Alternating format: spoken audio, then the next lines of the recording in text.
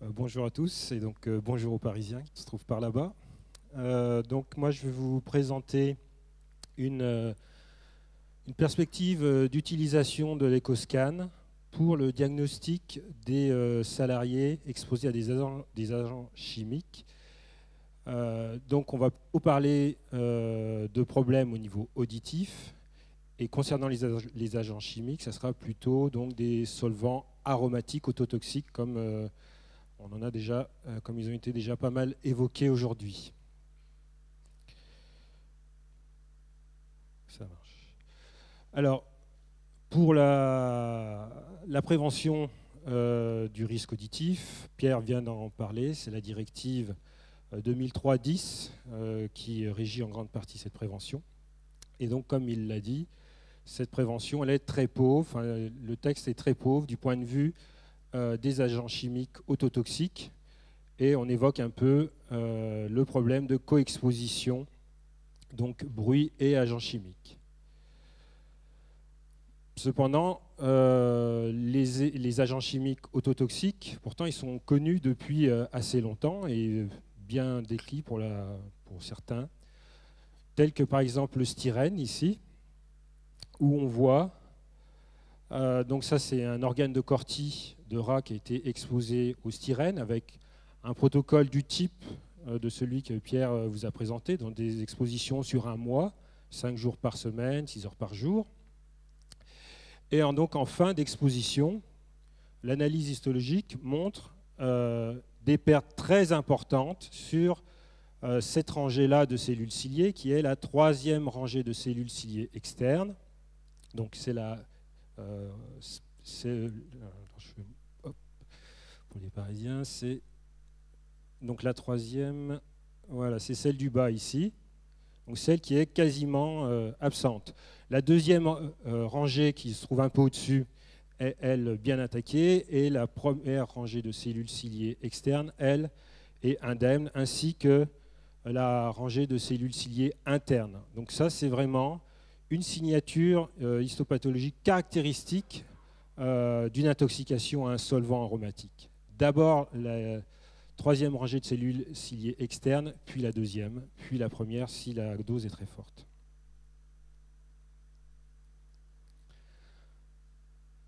Aujourd'hui, en médecine du travail, le médecin, pour tout ce qui relève en fait des troubles de l'audition, il a un outil qu'il va utiliser, c'est l'audiométrie tonale liminaire.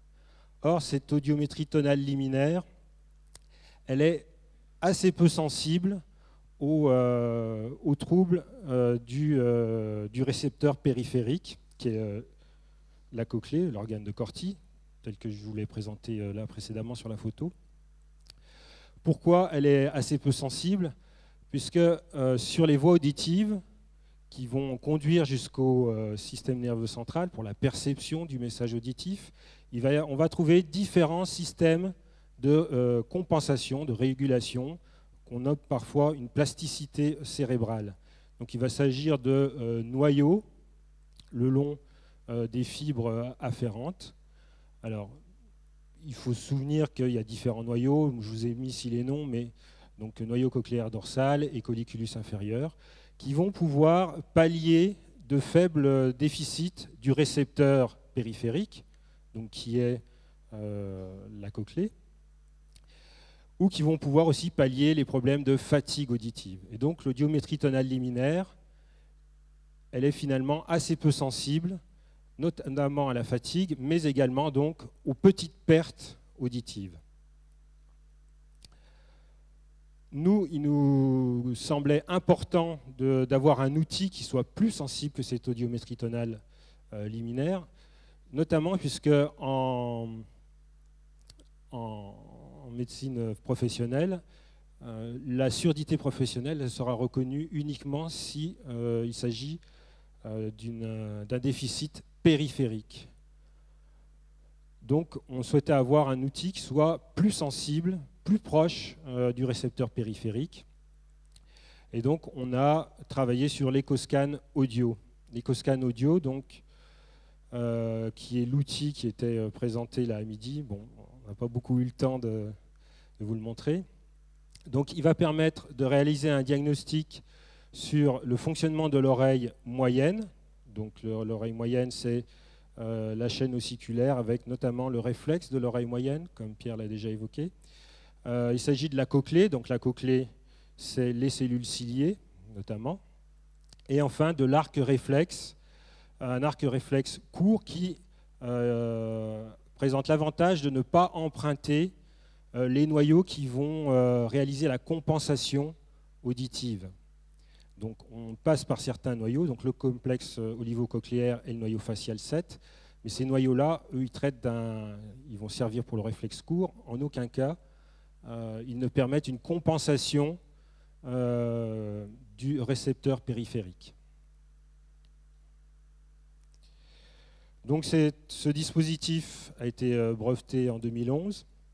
Il est basé sur la mesure des produits de distorsion acoustique. Donc c'est le même type de mesure que Pierre vous a présenté là tout à l'heure pour le rat, c'est-à-dire qu'on émet deux sons purs dans une oreille. Lorsque l'oreille reçoit ce message, ce sifflement composé de deux sons purs, elle va renvoyer un autre bruit, une autre fréquence qui va être une combinaison linéaire de ces deux fréquences. Par exemple, couramment, on va générer au niveau de l'oreille, donc ipsilatérale, celle où on met la sonde pour la mesure du produit de distorsion, d'une fréquence à 3000 Hz, donc une autre à 3600 Hz, 1,2 fois la première fréquence. Et du coup, on va avoir un signal de retour qui va se trouver à 2400 Hz, 2 fois F1 moins F2.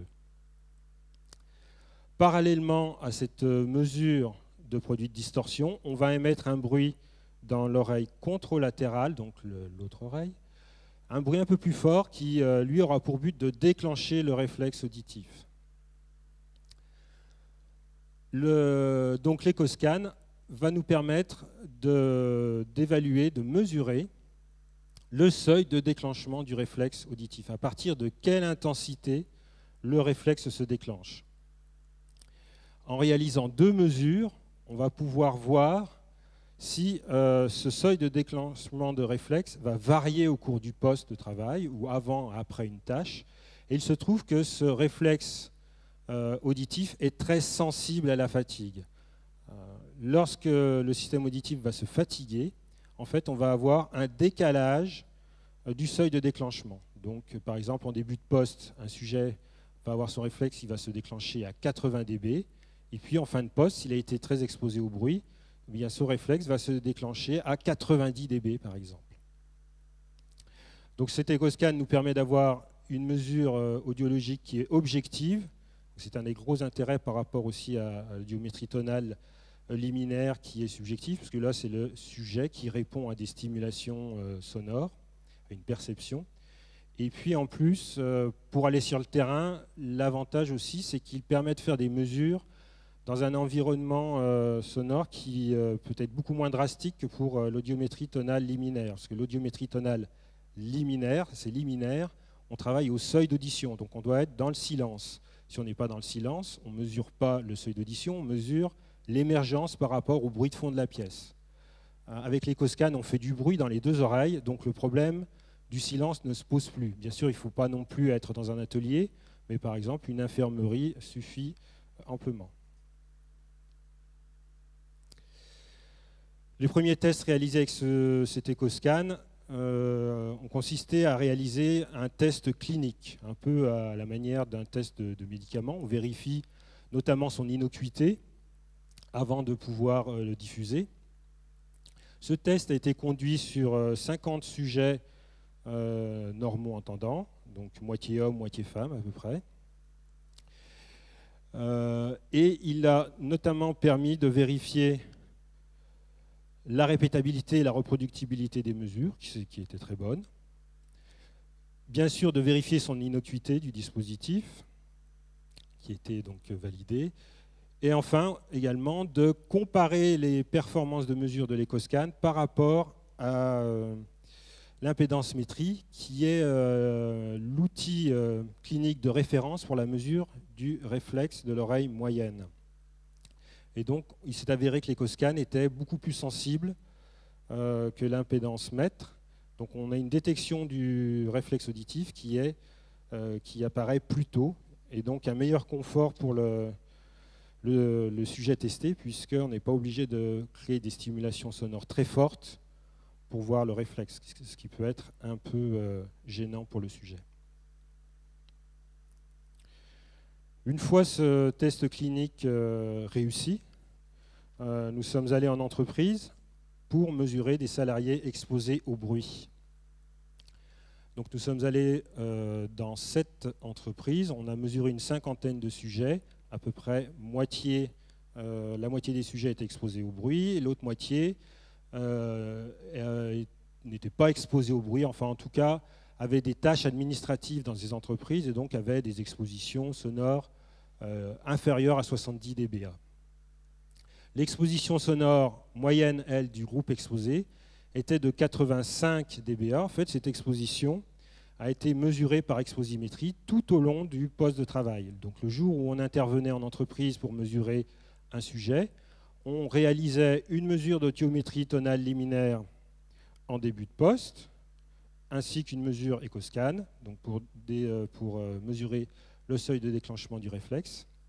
On l'équipait d'un exposimètre, ainsi que d'un badge de prélèvement passif Gabi, afin de vérifier qu'il n'était pas exposé à des solvants aromatiques. Et puis on recommençait les mêmes mesures en fin de poste, et c'est donc le différentiel de ces deux mesures qui nous donne une image de la fatigue auditive. Donc en faisant le différentiel, fin de poste moins début de poste. Donc 85 dBA, c'est déjà une dose assez forte, mais ce n'est pas non plus exceptionnel. Nous, il nous fallait aussi des salariés qui puissent travailler sans protecteur pour avoir une bonne idée de l'exposition sonore. S'ils portent des protecteurs, il est tout de suite beaucoup plus difficile de pouvoir évaluer donc, la vraie exposition sous le protecteur. Donc, voici les résultats obtenus avec EchoScan. Donc ici, on a la variation des seuils du réflexe auditif, entre donc, le différentiel fin de poste moins début de poste, pour les 3 fréquences testées de déclenchement de réflexe, 1000, 2000 et 4000 Hz. On voit que cette variation donc, est très importante pour le groupe exposé au bruit, donc à 85 dBA. On a une petite variation pour le groupe témoin. Cette variation est extrêmement significative à 1000 et à 2000 Hz, un petit peu moins à 4000 Hz. Je ne vous présente pas les résultats de l'audiométrie tonale liminaire, mais pour l'audiométrie tonale liminaire, on a aussi observé une fatigue, mais qui était beaucoup moins significative et qui en plus était localisée seulement sur 2 fréquences sur l'ensemble du test audiométrique réalisé. Donc les fréquences en audiométrie tonale liminaire qui se sont avérées le plus sensibles étaient le 3 et le 4000 Hz, mais avec une significativité qui était beaucoup plus faible que par EchoScan. Voilà, donc finalement, avec cet EchoScan, on a un outil qui est bien adapté à la prévention du risque auditif en milieu professionnel. On l'a montré